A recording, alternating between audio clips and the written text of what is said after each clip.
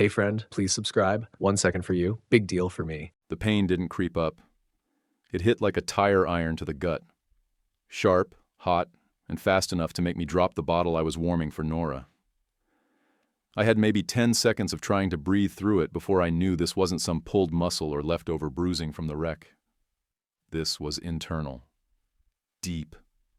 By the time the ER lights hit my eyes, I could barely stand upright. A nurse asked what my pain level was. I just said, "Feels like something's tearing open inside."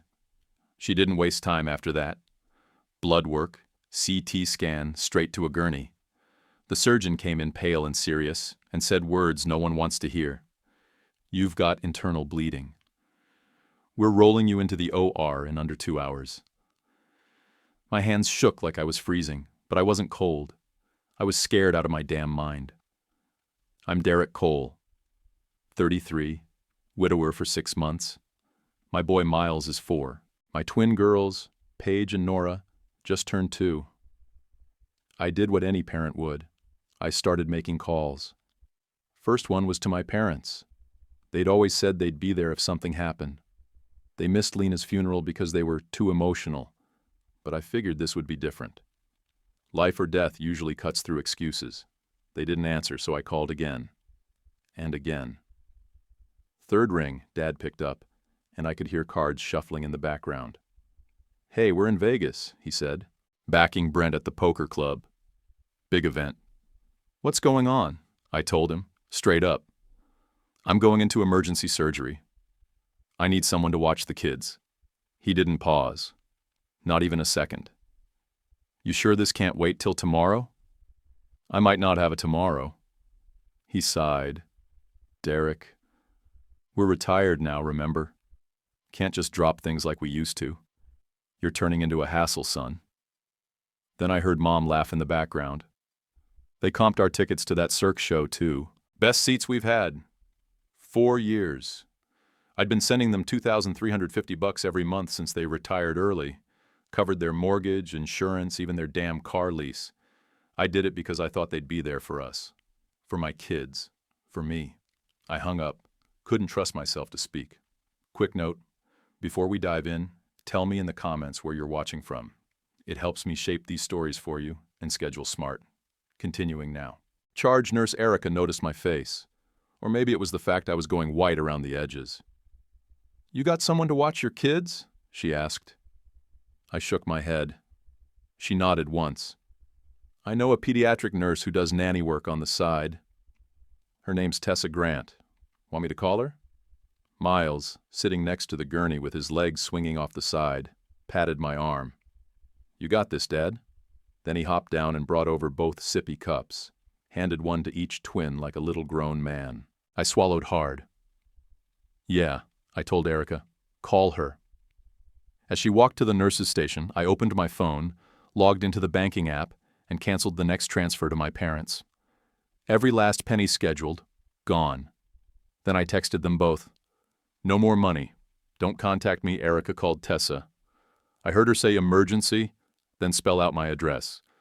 Tessa was grabbing a go bag and heading to my place before I even got rolled out. 15 minutes later, I was in the hallway outside the OR, head spinning, body locked up in fear. But somewhere deep in the middle of it, I felt lighter. No more deals, no more expectations, no more performing for people who weren't going to show up when it mattered. The last thing I remember before they wheeled me in was Miles looking back over his shoulder, holding Paige's hand, like he was trying to carry the whole load himself. I was scared stiff, but for the first time in a long time, I felt free. When I woke up, it felt like I'd been dragged through wet gravel. My mouth was dry, my throat burned, and everything below my ribs felt stapled and sore. I blinked through the white hospital light and saw movement near the door. Tessa crouched low, changing Nora's diaper with one hand, while Paige sat nearby, chewing on a teething ring like it owed her money. A diaper bag sat open on the chair, stocked like she'd lived with us for years. At first, I just watched her, calm, focused, unflustered. She handed Paige a bottle without a word and wiped Nora's face clean with a warm cloth. The twins looked at her like this was normal, like she belonged. I shifted in the bed and groaned. My stomach felt like someone had tied a knot inside it, then punched it for good measure. Tessa turned, saw me awake, and walked over. "You're out of surgery. They kept you sedated longer to control the bleeding. Surgeon said it went well." I nodded, or tried to. "Thanks for coming." She gave a small smile and tucked the blanket higher on my chest like I was one of the kids. Of course. The kids were scared, but they're okay now. I reached for my phone on the rolling table. My hand shook like a drunk on day 3, but I got it open. 31 missed calls, all from my parents. A flood of texts followed. None about me, none asking if I survived. It was all about the hotel suite in Vegas, something about timing the mortgage payment, and a bunch of crap about comp points and Brent's chances in day 2. I scrolled farther. Brent had posted a selfie with chips stacked in front of him.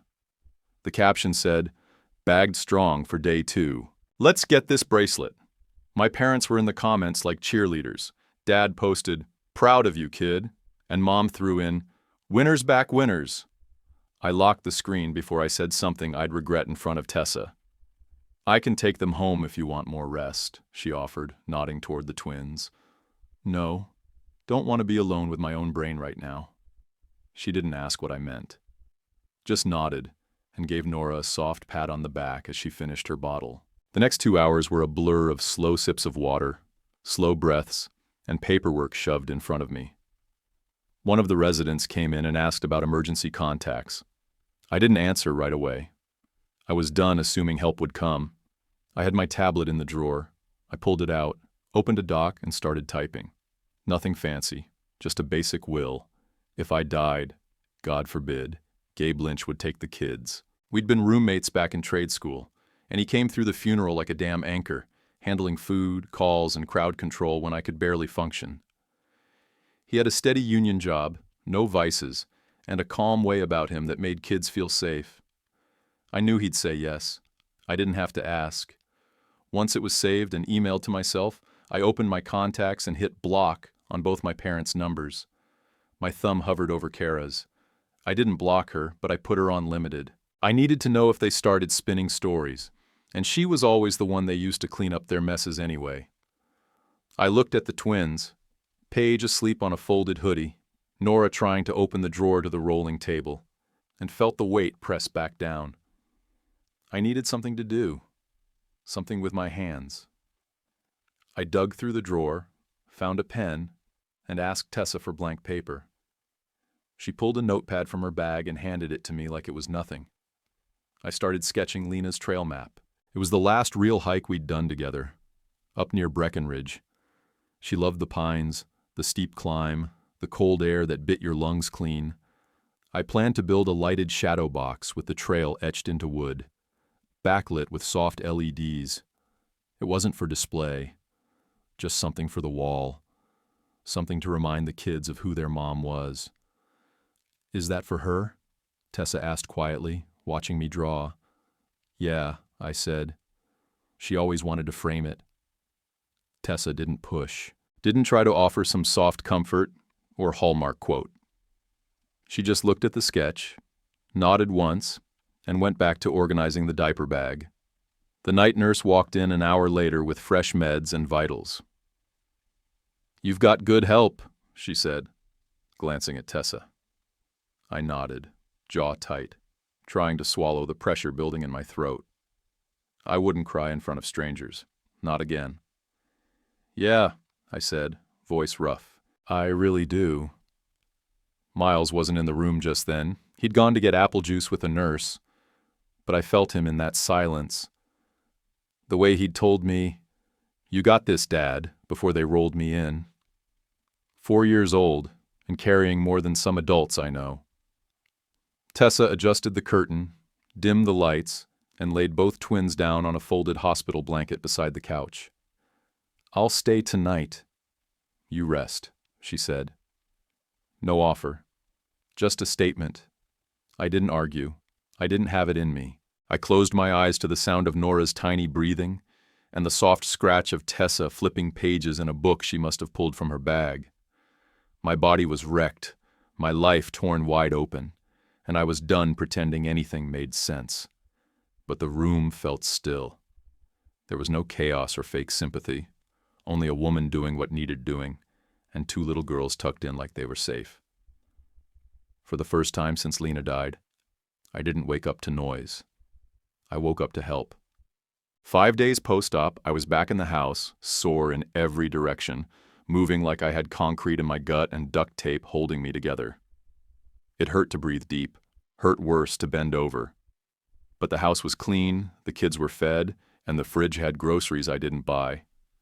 Tessa had turned the chaos into something halfway manageable, and I was just starting to feel like I could stand upright without blacking out. That's when the pounding started. I knew it before I checked the peephole. Only 2 people I knew banged on doors like they owned the hinges. I didn't bother with the deadbolt. I just slid the chain across and cracked it. Dad stood front and center, arms stiff at his sides, eyes locked like he was still playing poker and thought he had a read on me.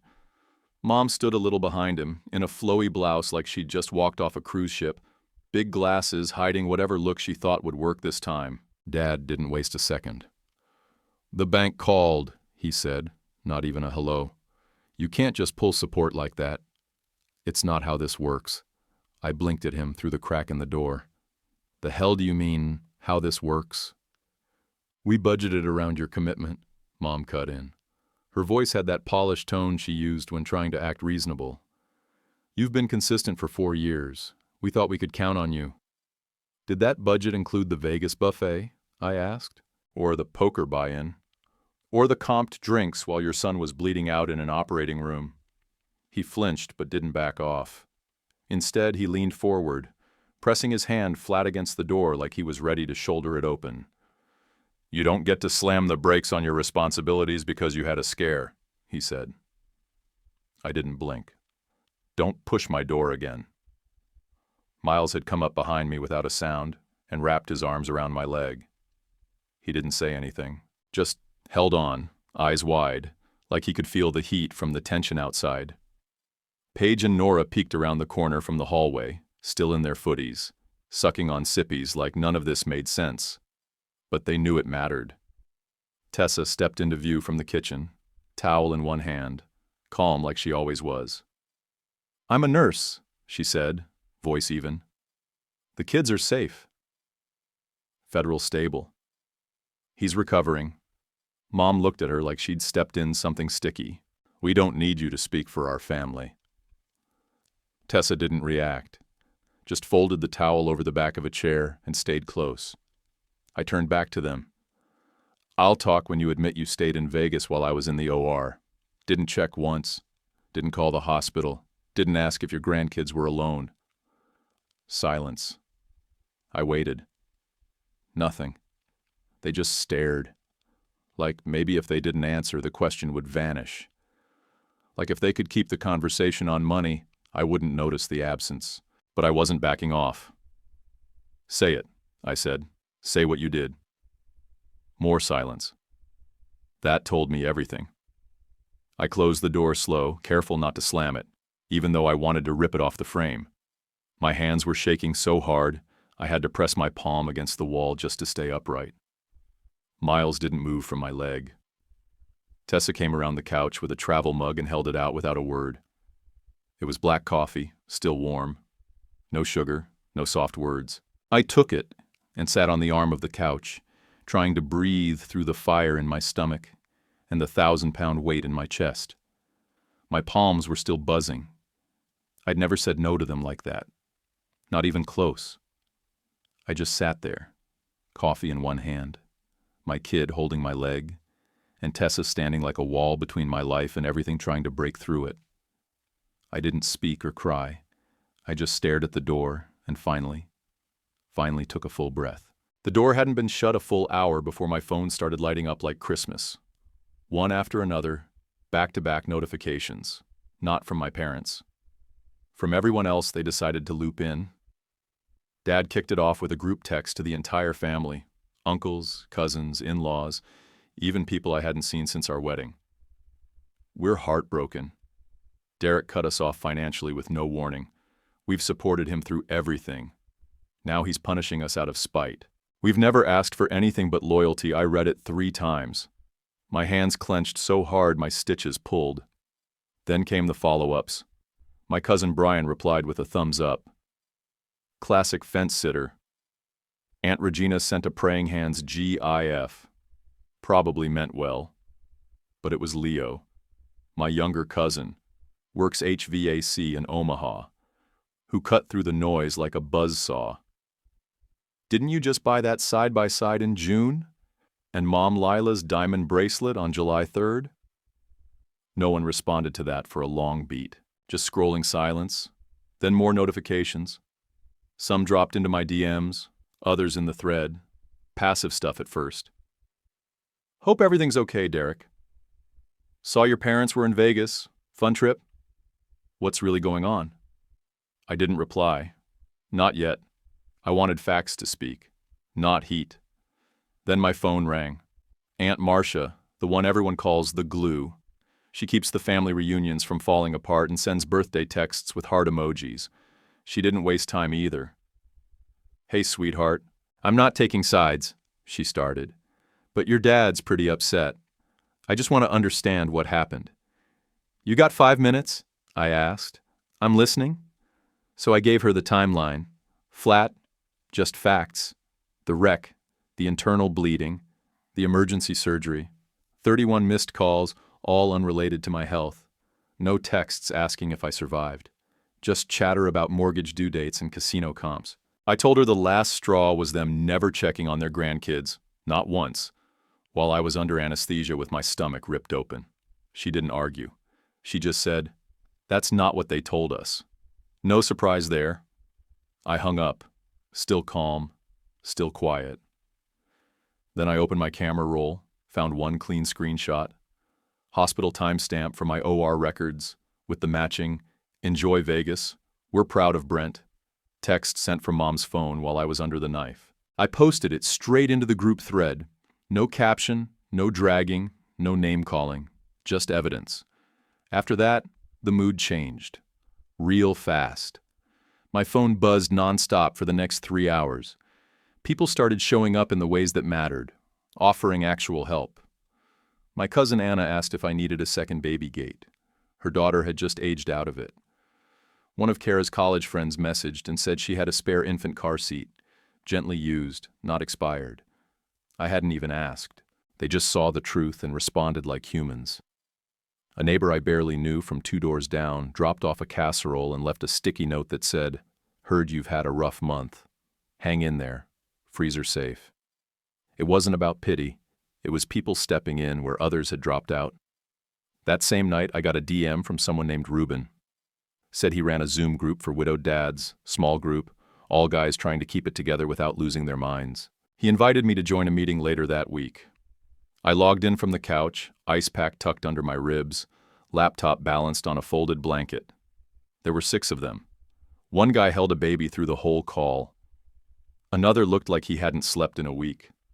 But they were real. They didn't do fake smiles or toxic positivity. Just swapped stories. Advice. Tricks for solo parenting when everything hurts. One guy shared how to do bath time without flooding the whole damn bathroom. 2 towels on the floor, suction toy in the drain, never fill past the belly button. I wrote it down. Then another guy chimed in with how to do car seat buckles with one hand. Also useful. I'd never even met these men, but they felt more like family than anyone with my blood. Afterward, I sat on the floor while Miles helped me sort the small screws for Lena's shadow box. The twins were asleep. Tessa was doing laundry. I had about 45 minutes of quiet. I finished wiring the LED strip behind the trail map, the one I sketched in the hospital, and mounted the frame with wood glue and screws. Miles kept asking if the light was too bright. I turned it on low. He stared at it, eyes wide. Mom would like the lights. I didn't say anything for a second. Then I looked at him. Yeah, buddy. She really would. I checked my phone one more time. New text from Kara. They told me you just had a checkup. I'm sorry. I had no idea. I stared at it for a second, then typed back. Surgery. Internal bleeding. Real stuff. I'll tell you everything. But not tonight.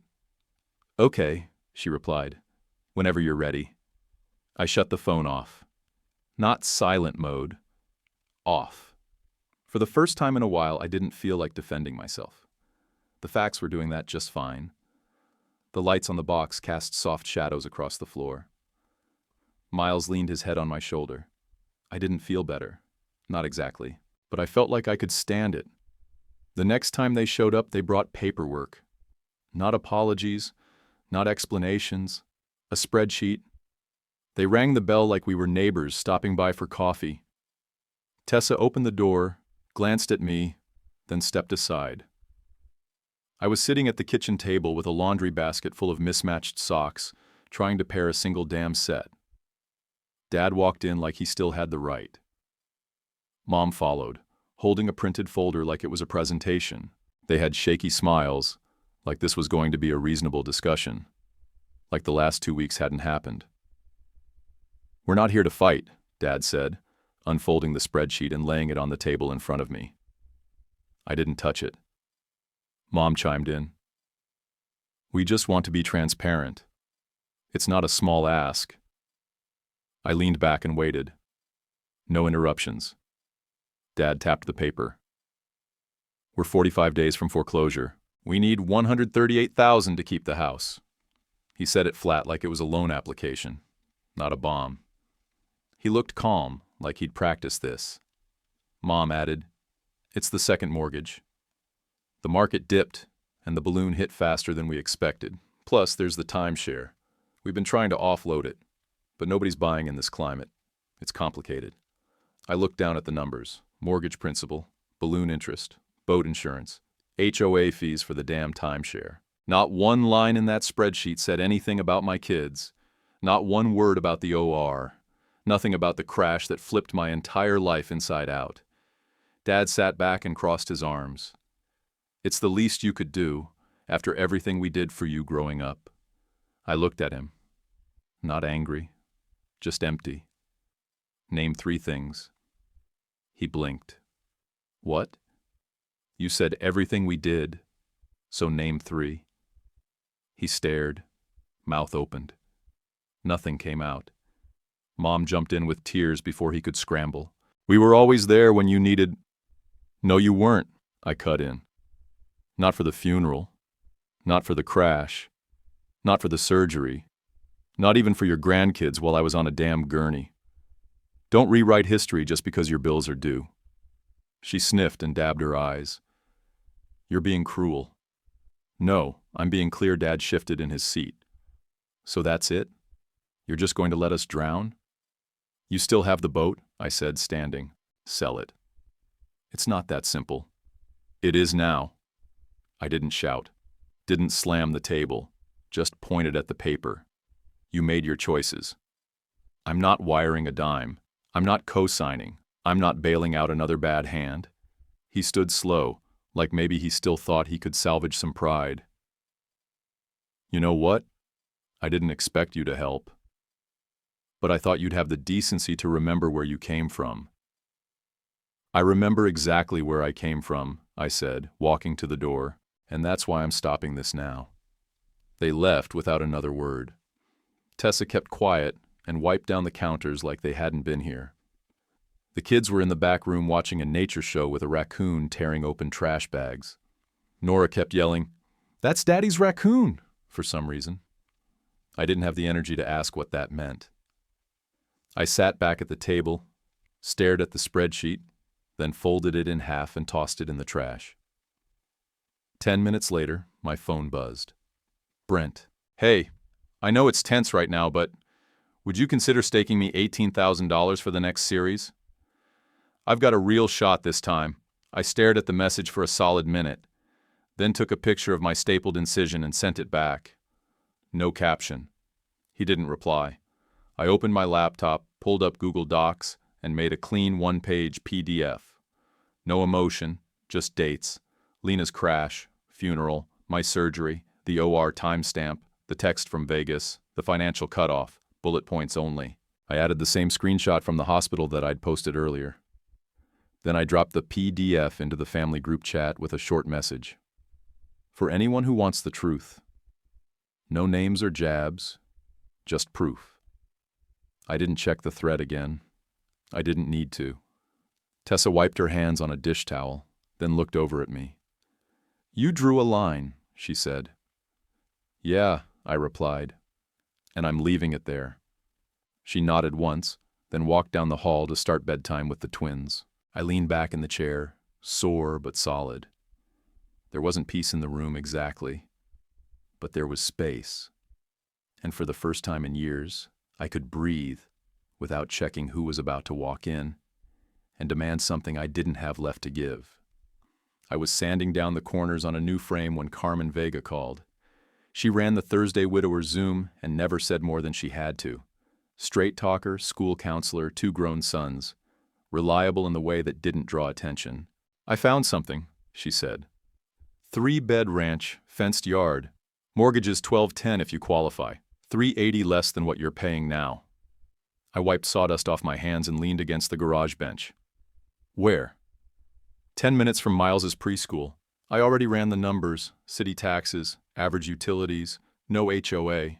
It's a plain house, Derek. No gimmicks, just solid. I didn't say yes, but I didn't say no either. That night, after the twins were down, I opened my budget spreadsheet, the real one, not the fantasy version my parents thought I used. I ran every number twice. Between the canceled monthly support, the boxes I'd sold, and Lena's small life insurance payout, it could work. I called my foreman, Rich, the next morning. "Doc says I can't lift more than 15 pounds for 3 months. You got anything light duty?" "Yeah," he said. "We need someone to handle dispatch, track orders. You're good with numbers and can work from a chair. Want it?" "I'll take it." I called Carmen back that same day. "Set up the walkthrough. I'm bringing Tessa." She didn't even ask why. The house was basic. Brick from the 80s. Long driveway, fenced yard, 2-car garage that looked like it had never held a car. Inside smelled like old carpet and someone's failed candle business. But it had a clean roof, a real fireplace, and a narrow hallway I could already picture Miles racing down in socks. We signed the papers 4 days later. Tessa agreed to come 3 mornings a week while I worked dispatch. She didn't blink, just nodded and asked what time I needed her. I called Mrs. Patel at the preschool down the road. She answered like she already knew I'd be calling. "Miles is steady for 4. We've got space starting next Monday. Bring a lunchbox and his birth certificate," I told Miles later that night. He smiled but didn't say much. Just nodded and asked if they had swings. "Probably," I said. "But you're there to learn, not do monkey bars all day." "Can I do both?" "We'll see." That Friday, I finished 2 memorial boxes for other dads in the Zoom group. Carmen had posted pictures of mine, and the orders came in quicker than I expected. Each one was $380. It wasn't a fortune, but it covered the first light bill and stocked the fridge. More importantly, it kept my hands busy. Gave me something to make that didn't involve diapers or court papers. We moved in on a Saturday. It wasn't dramatic. No balloons or tearful speeches. Just a truck I borrowed from Gabe. 2 neighbors I barely knew showing up with a dolly and a socket set, and a long day of sweating through t-shirts while trying not to pull my stitches. The bedrooms were small, but everyone had their own space. I stuck the twins in the room with the biggest window, filled it with soft light, and told them it was the Princess Castle when they frowned at the bare walls. Gabe came by that afternoon with a clipboard and the guardianship forms. He signed without a pause, just asked where to initial. I got them notarized at the UPS store the next morning. Quick, quiet, legal. My parents' names weren't on a single line. That was the loudest part. Tessa kept her space. She helped with meals and nap time, handled tantrums like a pro, but never sat too long or leaned too far in. Still, that evening, when I came back from taking the trash out, I saw Nora dead asleep on her shoulder, while Tessa sat on the floor flipping through a picture book with Paige. She looked up like she was about to move, but I shook my head. "It's fine." She didn't argue. Dinner was grilled cheese and apple slices. No one threw food. No one cried. After baths, Miles helped tuck in the twins, and Tessa left without a speech. That night, I lay in bed staring at the ceiling, listening. No thuds. No one ended up on the floor. No one snuck into my bed midnight crying about monsters or fevers or missing their mom. Just silence. It wasn't lonely. Just still. I counted that as a win. I was folding baby clothes on the couch, tiny socks that never had matches, spit-up stained onesies, all of it stacked by size, when someone knocked on the door. Not a polite knock, not neighborly. 3 sharp raps. Pause. Then 2 more. I knew that rhythm. Authority. I opened it halfway, and there she was, tan blazer, government badge clipped to her belt, clipboard in hand. Mr. Cole? I'm from Child Protective Services.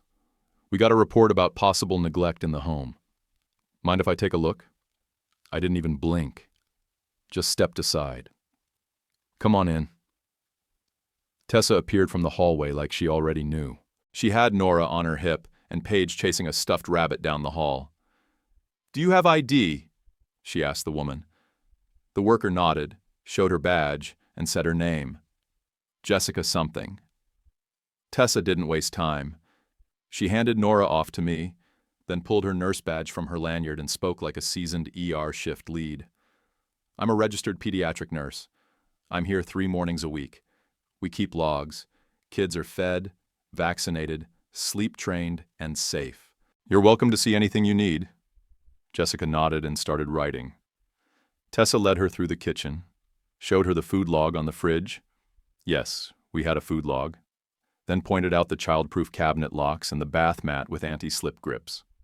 The twins followed her around like ducklings. Nora tried to grab the pen from the clipboard. Paige kept saying, "That's not a toy, that's a paper," like she was in on the inspection. Jessica knelt and looked them over. They're clean, comfortable with adults, no signs of injury. She glanced up at Miles, who had been quietly waiting by the living room wall. Do you want to show me your room? She asked him. He nodded, then took her hand and led her down the hallway.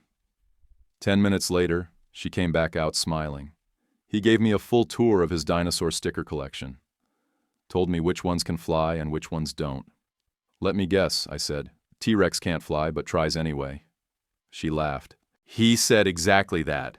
She wrote a few more things on her clipboard and stood up. No signs of neglect. This house is stable.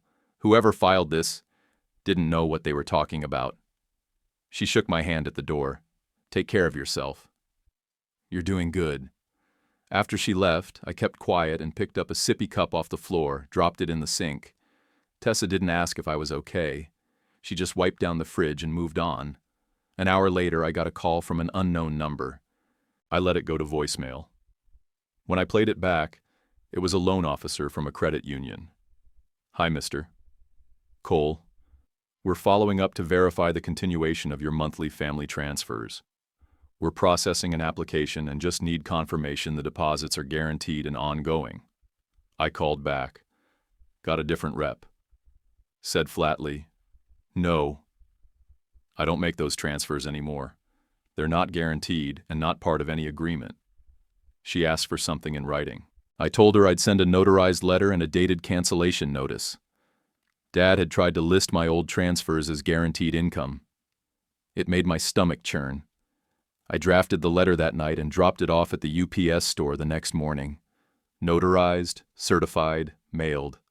When I got back, my phone buzzed with a message from Kara. I wasn't going to say anything, but you should know. Mom's telling the cousins you're partying every night and letting some random woman raise the kids. Attached were screenshots. Group DMs with my name getting dragged like I was out clubbing while the twins ate dust and Tessa ran a daycare scam. I didn't respond with words.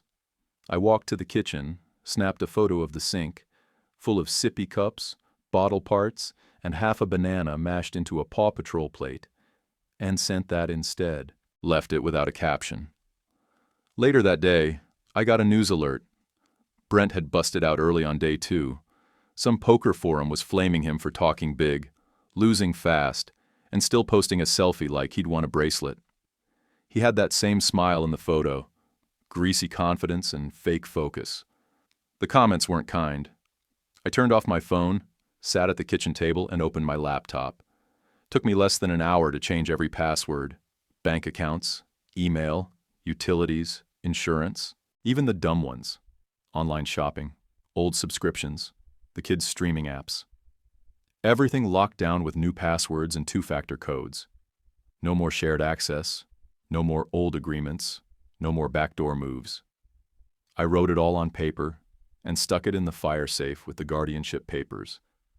Later, after the twins were asleep and Miles was building Legos in the corner, I sat on the couch next to Tessa while she folded baby clothes. "I'm not crazy, right?" I asked. She looked up. "No, you're not. They keep acting like I'm ruining some family legacy, like I burned the house down." She folded another onesie and smoothed it flat. "You didn't burn it down. You just stopped fixing the leaks no one else wanted to deal with." I stared at the floor. "It feels wrong. Saying no to people who raised me. You're not a bad son for telling the truth," she said, folding the last onesie and placing it in the basket. For once, I actually heard her. 2 months post-surgery, my body still ached in ways I couldn't explain. The doctors cleared me for light lifting, but I still moved like someone had rearranged my insides with a hammer. Didn't matter. I showed up. Aunt Marcia was hosting the annual family barbecue in her backyard, the same one she'd held every summer since I was a kid. Folding chairs, disposable plates, cheap lemonade, and burnt hot dogs. She called it tradition. Everyone else just called it Marcia's thing. I brought baked ziti, the kids, and low expectations. Tessa didn't come. Her choice. She'd looked at me the day before and said, "You should take this one solo. They'll spin it if I'm there." She was right. The second I stepped onto the patio, people looked at me like I'd walked in holding a courtroom summons. But no one said anything outright. They smiled too wide, nodded too fast, all of it wrapped in barbecue smoke and forced normal. The twins were in matching sundresses, chasing each other near the garden. Miles stood beside me, arms crossed like a little security guard. I handed the ziti to Marcia and thanked her for the invite. "Glad you came," she said, voice low. "I warned them. No drama today. Appreciate it." We made it through 30 minutes of awkward small talk and suspiciously polite cousins before Dad found me near the grill. I was fixing Miles a plate when I felt him step up behind me. I didn't look at him, just kept scooping potato salad and avoiding eye contact. "You made your point," he said, voice low. "But this whole thing didn't need to be public." I finally turned toward him. "Who watched my kids while I was in surgery?" He blinked, looked down, didn't answer. The backyard went quiet, like someone turned down the volume on the whole damn afternoon. You could hear the tongs hit the grill, even the ice shift in someone's plastic cup. Marcia's voice cut through the stillness, steady and sharp. "We've all read the texts." Dad stepped back without another word. No speech this time. Just a slow, stiff turn toward the folding chairs near the hedges. Kara stepped up beside me a moment later, holding a lemonade and not pretending to smile. "No more golden child games," she said. "I'm done pretending Brent's the victim." Mom stood across the yard, arms folded tight, staring at the lawn like it had the answers. She didn't come over, didn't say a thing. I reached into my backpack and pulled out a manila envelope. Just one. I handed it to Leo. He took it and raised a brow. "What's this?" One-pager, timeline. Hospital doc, surgery date, transfer stop, group text, just facts. For anyone still confused, he gave a short nod and tucked it under his arm. Got it. I didn't need a mic drop. I just needed the record clean. The rest of the barbecue stayed weirdly civil. No one asked for details. A few people came over and thanked me for showing up. Kara hugged Miles when he offered her a chip from his plate. Even Brent stayed in the corner like a ghost of bad decisions past. I didn't look at him. He didn't try. We left before the fireworks. Nora was getting fussy. Paige had dirt in her shoes, and Miles was already half asleep in the car seat before I even buckled it. I waved to Marcia on the way out. She patted my shoulder and said, Your ziti was the best thing here. I nodded. Next year, I'll bring 2 trays. At the car, Mom came around the side as I was loading bags into the trunk. She had that look. Fake, soft, rehearsed eyes, hands wringing like she didn't know where to start. Can I hold one of the twins? She asked. Miles stiffened in the front seat. I didn't even have to look. I could feel his little body go still, like he already knew the answer. I shut the trunk and stood tall. Not today. She didn't argue, just stepped back like the door had been locked. I buckled the twins in, pulled onto the road, and didn't look in the rear view once. Back home, the house was quiet. Tessa had washed the breakfast dishes and folded the throw blankets on the couch. A note on the counter said, "Fridge stocked." Paige left her bear in the laundry room, already found it. After I got the girls down for a nap, I noticed the outlet in the hallway was loose. Not falling out, not dangerous. Just loose. I grabbed a screwdriver, tightened the faceplate, and tested it with the vacuum plug. Solid. It was a tiny job. Probably didn't matter to anyone else. But it was mine. I stood there for a second, hand still on the screwdriver, and realized my shoulders weren't clenched anymore. My phone buzzed. Tessa had texted a picture. Paige feeding her stuffed bear with an empty sippy cup. She captioned it. She said he's being good now. I smiled. And this time, I didn't have to fake it. It came in a plain envelope with no return address. Handwritten. My full name on the front in Mom's tight, angled script. I stared at it for a while before opening it, long enough that Miles asked, "Is that from Grandma?" I just nodded and told him to go check if Paige gave the bear back yet. I sat on the porch, cracked the seal, and unfolded 3 pages of lined paper. Her handwriting hadn't changed since I was a kid. Same sharp loops and crossed T's like she was always a little mad at the pen. She opened with what I didn't expect. "I'm sorry. Not if I hurt you. Not we misunderstood each other. Just 3 words, straight up. First time I've seen her write or say it in my entire life." She wrote about how they sold the boat last month. Timeshare was gone too. She said they had to pay someone to take it. Dad was working part-time at a hardware store down in Chandler. She said they were learning to live modest, which I'm sure burned her to write. Then she added, "Your father says very little these days, but he's quieter, softer. He knows he messed up. So do I." I read it twice. Didn't get angry, didn't tally up all the things they left out. I didn't score the letter like a fight card for once. I just sat there and let the words sit. That night, after the kids were down, I opened my laptop and booked 2 sessions with a grief counselor a guy from the widowers group had recommended. Session 1, I talked about the crash, the ER, the blood, the twins' silence the morning after. Session 2, I said Lena's name out loud and didn't cry through it. That was the first time I felt like maybe the weight wasn't permanent. A week later, I met Dad at a coffee shop. Quiet place near the strip mall, half-used punch cards on the wall and one regular who never left his booth. He showed up in a blue polo and khakis that looked one size too big. Shoulders slumped. Hair grayer than I remembered. When he sat down, he didn't do the usual small talk. He looked at me for a long second and said, "I was wrong." He didn't try to qualify it. Didn't pivot to excuses. His hands trembled a little when he picked up the coffee cup.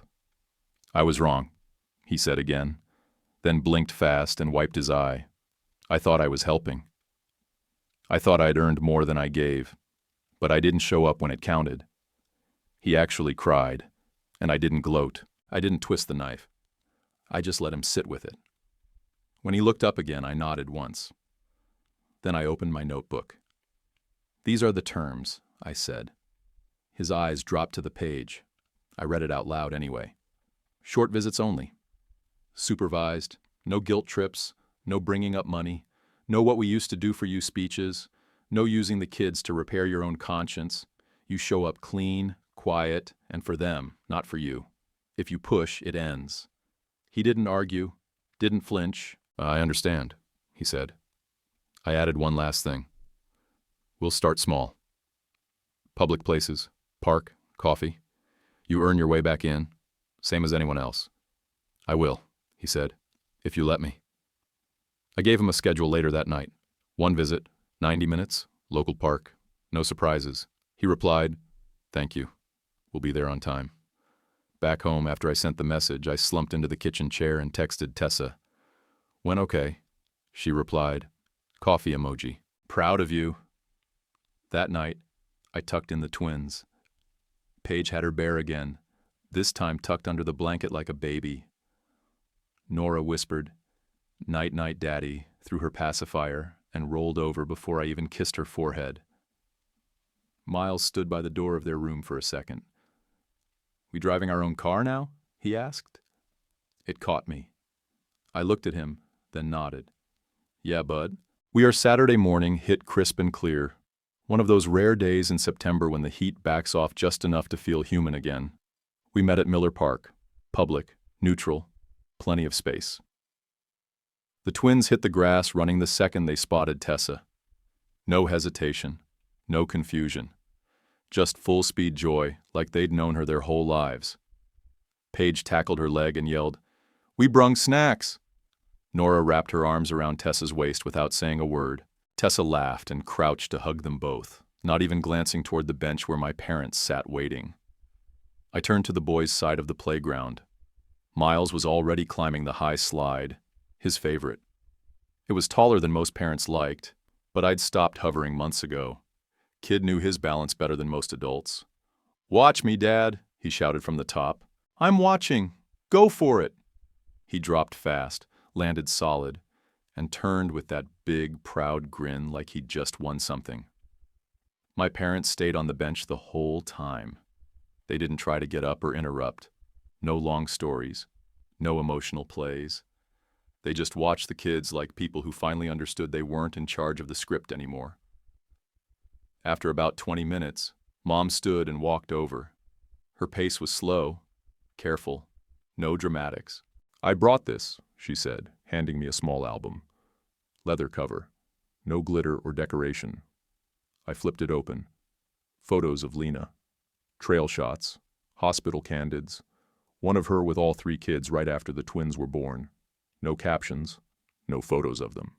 Just Lena. "For them," she added. I nodded. "Thanks." Dad stayed by the bench. Eventually, Miles jogged over to him, grabbing water from the backpack. Dad leaned down just enough to ask, "You helping your dad these days?" Miles didn't miss a beat. "We all help," he said, mouth full of goldfish. "Good answer, kid." At exactly 30 minutes, I stood up and clapped my hands once. The twins groaned, Miles whined, but I said, "Time's up," and they listened. I looked at my parents. "Thanks for staying in the lines." Dad stood, nodded once. "Thank you for letting us try." They didn't ask for more time, didn't press. They just walked to their car without pushing. No handshake, no hugging goodbye, just space. I could live with that. On the drive home, Nora reached across the back seat and grabbed Tessa's hand. Paige followed, grinning like she'd just gotten away with something. Tessa glanced at me, a question in her eyes. I nodded. Later, after the kids were out and the dishes done, I finished wiring a custom lightbox order. Extra large with 3 trail maps for a guy who'd lost his wife on a rafting trip. I double-checked the mount, clicked the lights on low, and sent the invoice. $420, due in 5 days. I paid the preschool bill right after. What was left? $70. I stashed in an envelope marked State Park Trip. Last thing I did before bed was email my attorney the finalized guardianship packet we'd notarized last month. 1 line of text. No changes. Please file. He replied 10 minutes later. Filed. I CC'd Gabe. 2 minutes later, his reply popped up. Got it. I went to bed that night and slept like I hadn't in months. No edge, no noise, no late-night second-guessing. In the dark, I turned toward Tessa and whispered, "I'm not ready for big words, but I like where this is going." She didn't pause. Me too. Simple, clean, no drama. When your own parents let you down, what boundary would you draw and keep? Comment below, then like and subscribe. It's vital for us. One click for you. YouTube picked this for you. Tap it. Let's see if they guessed right.